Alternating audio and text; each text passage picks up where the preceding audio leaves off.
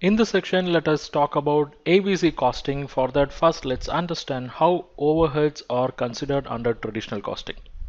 In traditional costing, overheads are grouped under cost center, then they are absorbed into product cost on the basis of direct labor hours or machine hours or volume. But this resulted in inaccurate cost information. For this, we should not assume that traditional costing won't help the management in long run decision or pricing matters. Actually, traditional costing in certain cases have treated overheads in a detailed way.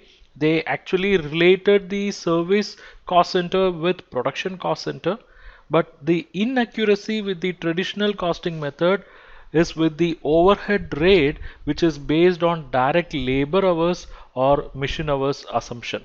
Okay, because they carry an assumption that when a product is taking longer time for production, then it generates more overheads. Okay, so all these are considered or seen as limitation of traditional costing.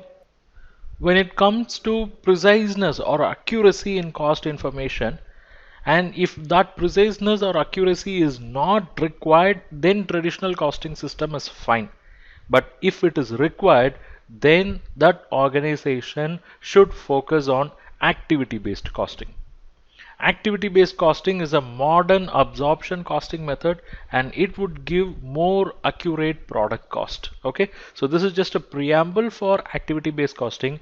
That is, if you want more or precise or accurate cost information, then they should focus on activity based costing, because traditional costing will not give you accurate. It will, to a certain extent, it will give you approximate cost, but accurate cost is possible only with activity based costing.